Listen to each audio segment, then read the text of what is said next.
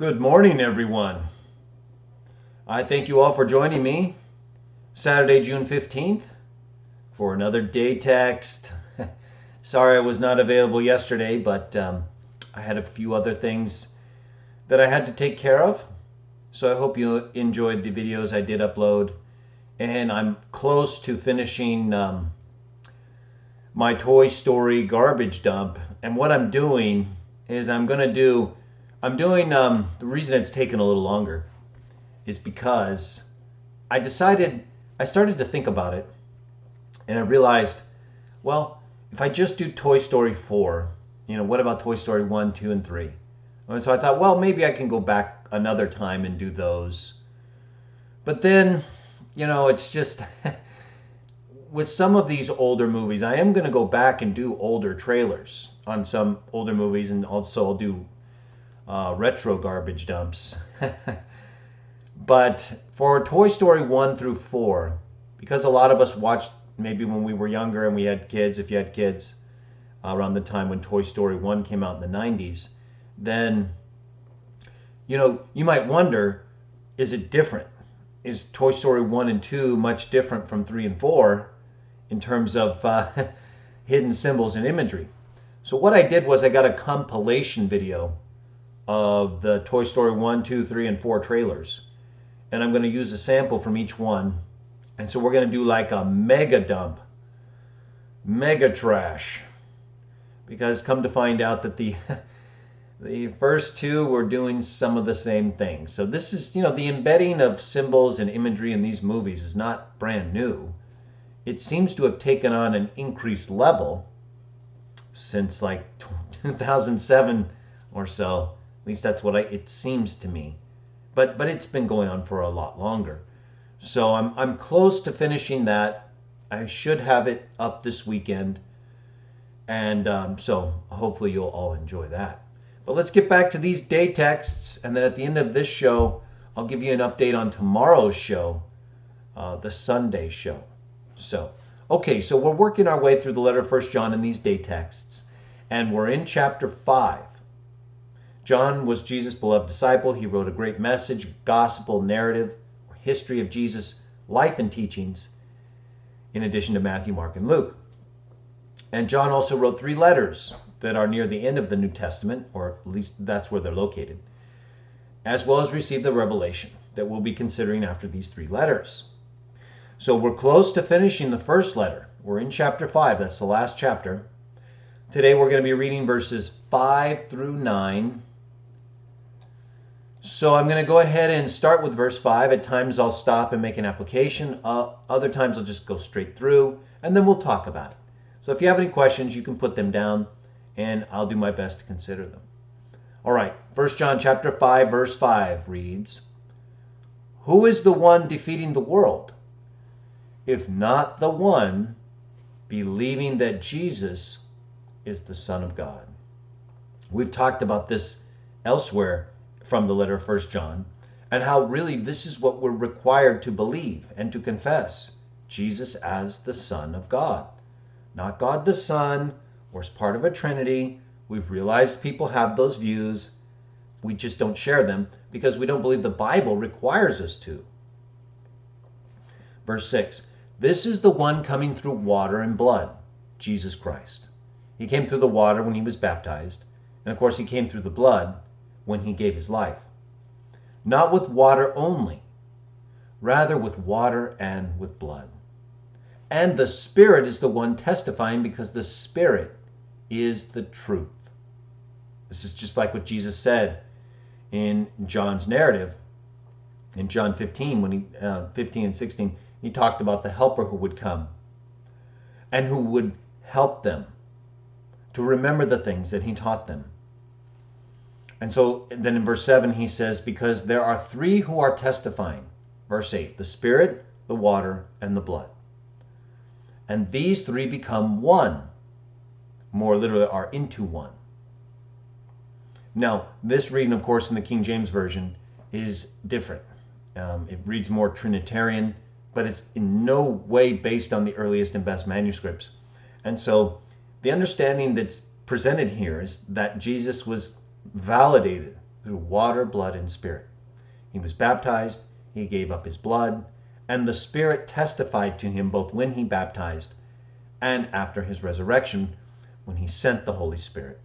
So all three come together to testify concerning Jesus.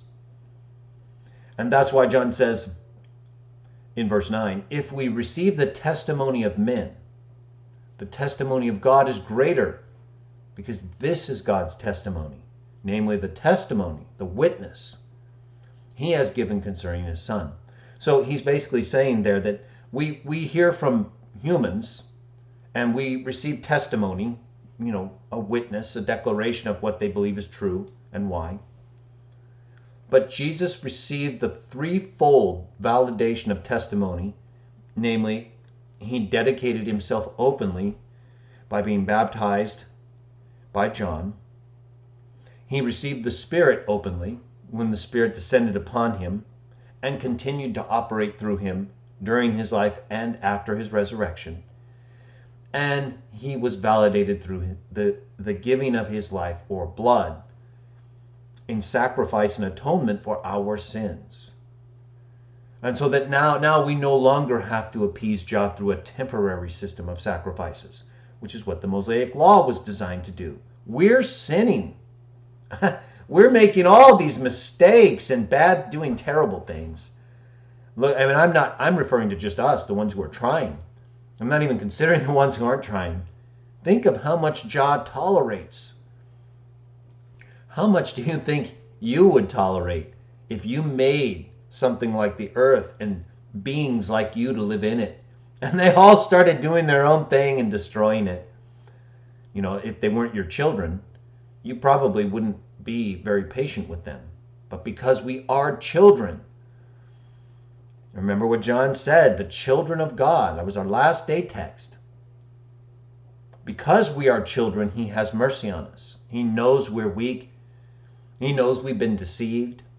And he knows we've inherited this condition of disobedience, so that they're not expecting us to be perfect.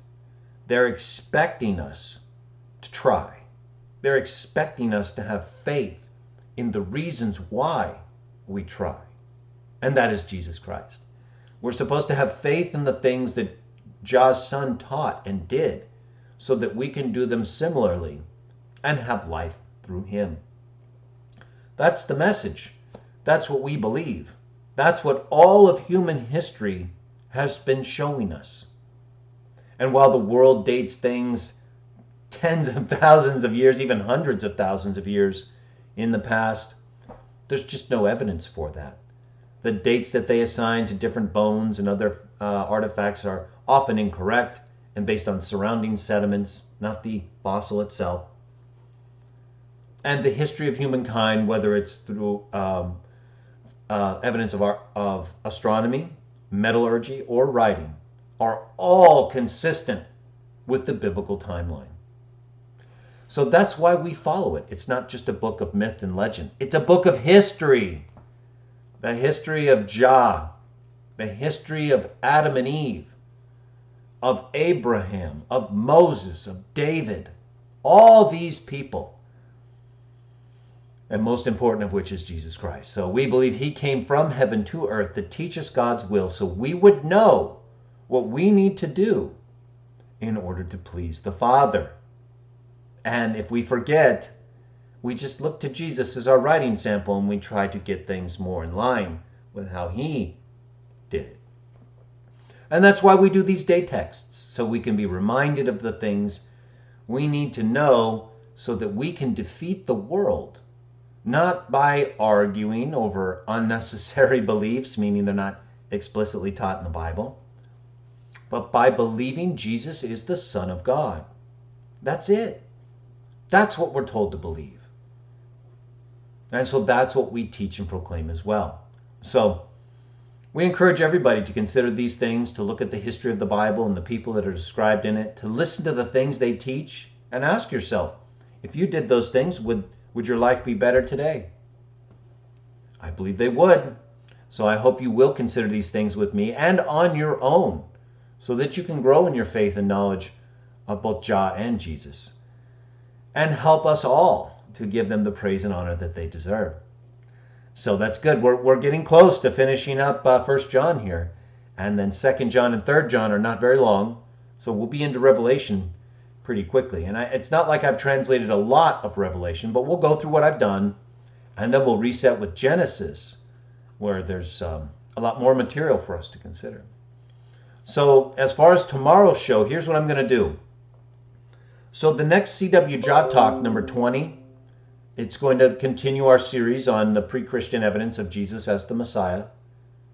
And we're going to look at Deuteronomy chapter 18, the prophet who was foretold to Moses that would speak in Jah's name.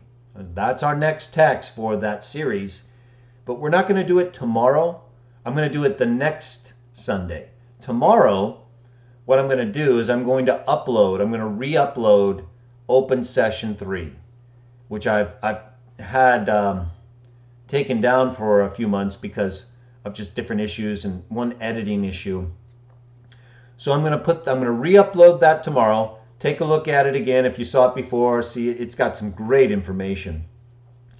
And I took it down pretty quickly after I did it before because of certain issues and one editing item I wanted to change. So that'll be up tomorrow. I'll upload it right at the time I would normally do CW Jot Talk or Open Session. So give it a listen to. It had some great information, I thought, and I wish I had been able to get it up much earlier. But I had to edit something, and I did that show right around a time when I was dealing with a lot of these insurance criminals and others, and they interfered with my ability to properly explain things the way I wanted to in that session. So I'm just going to try to not let that infect my shows. And that one it did a little, only because I had to deal with someone who made threats, and so in that way sort of disrupted the tone of the show. But I've gotten it corrected. So I'm going to upload Open Session 3 tomorrow, re-upload it, take a look at it, and I hope you will enjoy it. And then I'll be back, of course, Monday as we work on finishing up through 1 John. And then next Sunday, not tomorrow, but next Sunday, CW Jot Talk 20, Deuteronomy 18. So I look forward to continuing that series with all of you. But I'll get Open Session 3 up tomorrow so we can have that library complete again. And then I'll be working on the Toy Story 1 through 4 trailer review, Hollywood Garbage Dump. That's coming. I'm close. And so anyway, I hope you'll benefit and enjoy all the material. Let me know if you have any questions or thoughts or ideas. And I will see you all again Monday for another day text.